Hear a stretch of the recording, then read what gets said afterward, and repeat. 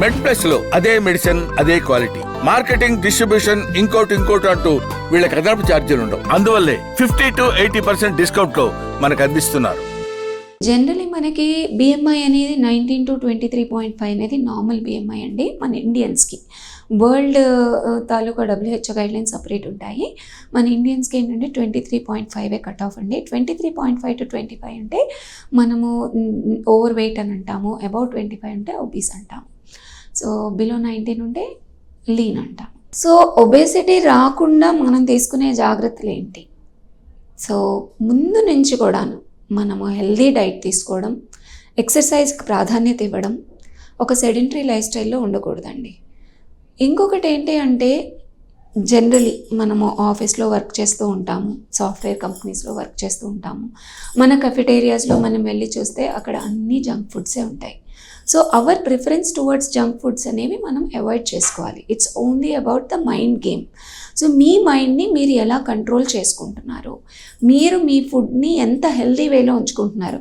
So ఇప్పుడు past జనరేషన్స్లో చూసుకుంటే వాళ్ళందరికీ ఎందుకు ఒబేసిటీ ప్రాబ్లం లేదు, వాళ్ళందరికీ ఎందుకు డయాబెటీస్ ఇంత ఎక్కువగా లేదు? ఎందుకు అంటే వాళ్ళందరూ ఇప్పుడు మోడ్స్ ఆఫ్ ట్రాన్స్పోర్ట్ బోల్డ్ని వచ్చేసాయి. అప్పుడు వాళ్ళకి అవేవి లేవు.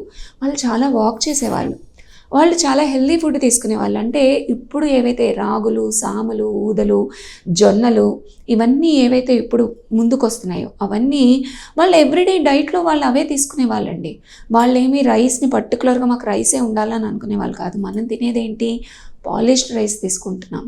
మనం చేసేదేంటి, ఒక కార్లో వెళ్ళిపోతాం లేదా ఒక బైక్లో వెళ్ళిపోతాం. ఎక్కడ మనకి నడక అనేదే లేదు.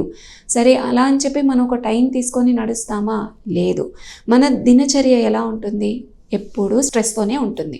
సో ప్రతి విషయానికి మనం స్ట్రెస్ని కంప్లీట్గా తీసుకుంటుంటాం. తీరా సరే మనం ఇంటికి వచ్చాక ఏం చేస్తాము? టీవీల ముందు కూర్చుంటాం, ఏదో ఒక వెబ్ సిరీస్ చూస్తాం, లేదా ఫోన్లు చూస్తాం, ఏవో ఒక రీల్స్ చూస్తాం. సో ఇలాంటివన్నీ కాకుండా ఒకప్పుడు ఏం చేసేవాళ్ళు? అందరు కలిసి పార్క్కి వెళ్ళేవాళ్ళు, వాకింగ్ చేసుకునేవాళ్ళు. ఇప్పుడు అలా కాదండి.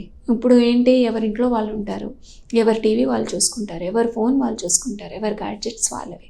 వీటి నుంచి మనం బయటికి రావాలి. ఒబేసిటీని మనం ప్రికాషనరీగా ఒబేసిటీని కానీ, డయాబెటీస్ని కానీ, హైపర్ టెన్షన్ కానీ, పీసీఓఎస్ని కానీ అన్ని రకాల వ్యాధులకి మూల కారణం ఇదేనండి. సో మనం ఒక హెల్దీ అంటే ఒక ప్రకృతితో నిండి ఉన్న అంటే ఒక మంచి లైక్ నేచర్లో మనం వాక్ చేసినప్పుడు మనకి దానివల్ల చాలా బెనిఫిట్స్ వస్తాయండి. Minimum walk is enough.